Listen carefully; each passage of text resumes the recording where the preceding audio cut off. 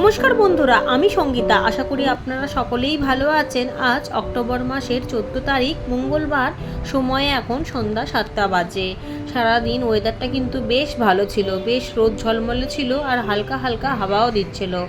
তাই জন্য বাগানের অনেক কাজ করব ভেবেছিলাম, কিন্তু কদিন ধরেই শরীরটা একেবারেই ভালো যাচ্ছে না।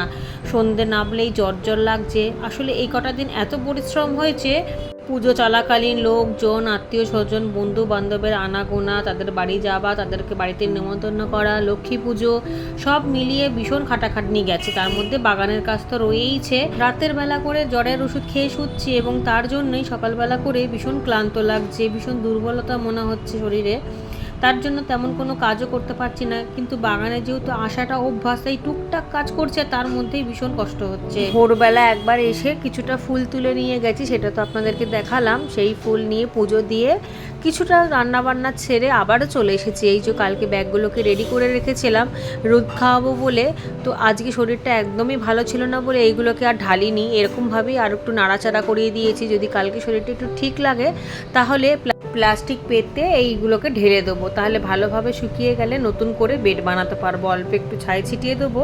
আর দেখতেই তো পাচ্ছেন মাটিগুলো কতটা ফ্রেশ রয়েছে, কোনো ফাঙ্গাস টাঙ্গাস কিছু লাগেনি। আর এখানে কিছুটা কাঠের ছিলকাও রয়েছে, বৃষ্টির জলে ভিজে গিয়েছে, এতে কোনো সমস্যা নেই, এটা এইভাবেই থাকুক। নিচের ক্যারেটটাও রোদে দেওয়া হয়নি, দেখুন এমনি খালি টেনে দিয়েছি। এটা যে ভালোভাবে প্লাস্টিকের মধ্যে ঢেলে উল্টিয়ে শুকনো করব সেটা কোনেও করিনি, কারণ এগুলোকে তো আবার তুলতেও হবে। রাতের কুয়াশা পড়লে তো আবার সব ভিজে যাবে। আর এখন বেশ ভালোই অল্প অল্প করে কুয়াশা পড়ছে দেখতে পাচ্ছি। এরকম যদি ওয়েদার থাকে তাহলে শীতের চারাগুলো তাড়াতাড়িভাবেই বেড়ে যাবে আর কোনোটাই মরার সম্ভাবনা থাকবে না। যাই হোক, কষ্ট হলেও সংসারের কাজ যেমন করতে হবে, বাগানের কাজও তেমন করতে হবে। তবে আজকে ছেলেটাই আমার বেশিরভাগ কাজ করেছে। এক বন্ধু জানতে চাইছেন যে তার ঝিঙে গাছে প্রচুর কড়া এসছে কিন্তু হলুদ হয়ে যাচ্ছে। ঝিঙে গাছের এই সমস্যাটা কিন্তু সাধারণ। ঝিঙে গাছে খাবারটা একটু বেশি লাগে। যখনই ফুল আসা শুরু হয়ে যাবে তখন থেকেই কিন্তু গাছে খাবার দিতে হবে নিয়মত। ওই 2 দিন ছাড়া 3 দিন ছাড়া, বিশেষ করে কলার খোসা, পেঁয়াজের খোসা ভেজানো জল, সর্ষের খোল জল, তাতে অনেক ফুল আসবে। আর কিছু কিছু হলুদ হয়ে যাবেই।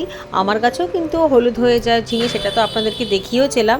10টা ঝিঙে পড়লে 2টো ঝিঙে তো হলুদ হয়ে পড়েই যায়। তাছাড়া কোনো রকম কোনো স্প্রে করি না। আপনি জিজ্ঞাসা করেছেন গাছে কোনো স্প্রে করি কিনা, কোনো রকম কোনো স্প্রে করি না। আমি সবজি গাছে কোনো ওষুধ দিই না, শুধু ফুল গাছে একটু কীটনাশক দিই, তাও আবার সেটা জৈব। তবে সব সময় না, বেশিরভাগ সময় আমি হলুদ গুঁড়ো, ছাই ঠাই, হ্যান্ড ওয়াশ এইসব দিয়ে পোকা তাড়ানোর চেষ্টা করি। জল স্প্রে করে দিই।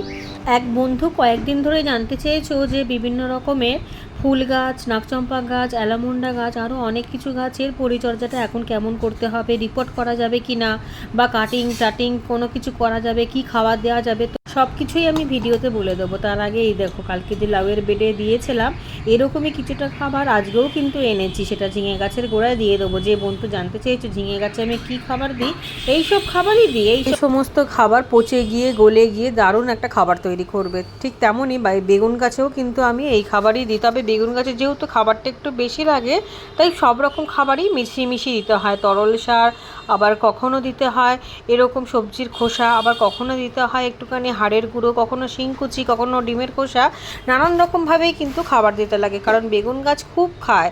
খাওয়া বন্ধ করে দিলেই গাছটা কমজোর হয়ে যাবে, তখনই সমস্ত ফুল ঝরে পড়ে যাবে।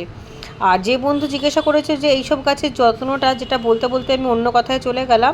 তুমি যেসব গাছের কথা বলেছো সবই এগুলো গরমের গাছ। তো গরমের গাছ কিন্তু শীতের মধ্যেই ডরমেন্সিতে চলে যাবে, মানে শীত ঘুমে চলে যাবে। এই সময় গাছের পাতা হলুদ হয়ে ঝরে পড়ে যাবে। যেহেতু শীত ঘুমে চলে যাবে, তাই এদেরকে এখন কোনোভাবেই বিরক্ত করা যাবে না। কোনো রকম খাবার দিয়েও লাভ হবে না, রিপোর্ট করেও কিন্তু লাভ হবে না। অনেক সময় রিপোর্ট করলে কিন্তু গাছ মারা যাবে, কারণ ওরা এখন শীত ঘুমে রয়েছে। ওদেরকে এই সময় খাবার দিয়ে কাটিং ফাটিং করলেই ওরা মারা যাবে। তাই এখন কিছুই করা যাবে না, ওরা যেমন আছে থাক।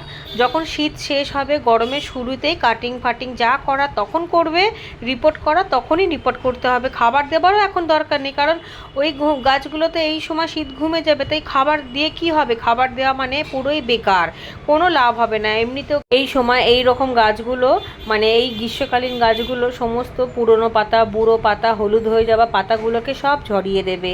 তারপরই তো নতুন পাতা আসবে। সেই জন্য এই সব গাছকে এখন আর ডিস্টার্ব করা ঠিক হবে না। খাবারও দিও না, কাটিংও করো না, রিপোর্ট করারও প্রয়োজন নেই। এখন শীতকালীন গাছের যত্ন করার সময়। শীতকালীন কিছু কিছু জবা রয়েছে, শীতকালীন কিছু ফুল গাছ, তারপরে শীতকালীন সবজি, এই সমস্ত গাছ এই সময়তে খুব ভালোভাবে হবে। যারা নতুন বাগান করছেন বা নতুন বাগানিরা কিন্তু শীতকাল দিয়েই শুরু করতে পারেন, কারণ শীতের বাগান খুব সহজেই হয়ে যায়। অনেক রকমের সবজি আছে, কিছু কিছু সবজি গাছে খুব তাড়াতাড়িভাবে গ্রো করে, আবার কিছু কিছু সবজি গাছ একটু দেরি করে গ্রো করলেও মারা যাওয়ার সম্ভাবনাটা থাকে না। প্রচুর সবজি, প্রচুর শাক, এই সময় দারুণ দারুণ জবা এবং সুন্দর সুন্দর গোলাপ পাওয়া যাচ্ছে, মানে গাছ। এই সময় সেই সব গাছগুলোকে নিয়ে পরিচর্যা করলে সারা শীতে কিন্তু শুধুমাত্র গোলাপই ফুটবে এমন না, গোলাপ গাছটা কিন্তু সারা বছরের জন্য রয়েও যাবে। আর গোলাপ গাছে একটু পরিচর্যা করলে সারা বছরই ফুল দেয়। আমার বাগানে সমস্ত রকমের গোলাপ গাছগুলো সারা বছরই ফুল দেয়, তবে গরমের সময় ফুলের সাইজগুলো ছোট হয়, শীতের সময় বড় বড় গোলাপ হয়। খাবারটাও ঠিকঠাকভাবে দিতে হবে। আজকে শরীরটা যেহেতু খুবই খারাপ ছিল, তাই দাঁড়িয়ে দাঁড়িয়ে কাজ করার মতো ক্ষমতা ছিল না। আমি বসে বসে কাজ করছিলাম আর ছেলেকে বলে বলে দিচ্ছিলাম যে সমস্ত কিছু এদিক থেকে ওদিক বা এপাশ ওপাশ করে দিতে বা আমাকে দিতে। ও তাই আমার কথা মতো সমস্ত কাজ করে দিচ্ছিল। আর এত ভালো ছেলে, ছোটোবেলা থেকে বাগানের কাজ তো করে খুশি মনেতে, আর এমনিতেও আমার শরীর খারাপ হলে ভীষণ কেয়ার করে। শুধু ছেলেই নয়, এখন যেহেতু ছুটিতে আমার মেয়েও রয়েছে, তাই মেয়েও আমার প্রচুর হেল্প করে দেয়। রান্নার দিকটা তো পুরো ও সামলে নেয়, ঠাকুর পুজো, গোপাল সেবা, গোপালকে স্নান করানো থেকে ঘুম পাড়ানো থেকে সব কিছুই কিন্তু ও করে দেয়। ও যখন আবার স্কুল টুল খুলে যাবে, হোস্টেল খুলে যাবে, আবারও তো চলে যাবে, তখন ওই মা বেটা থাকবো। তবে ছেলেকেও তখন অবশ্য সারাদিন পাবো না, সেও স্কুল খুলে যাবে, বিকেলবেলা স্কুল থেকে ফিরবে। সারাটা দিন ধরতে গেলে আমি ওই গাছেদের সাথেই সময় কাটিয়ে দেবো।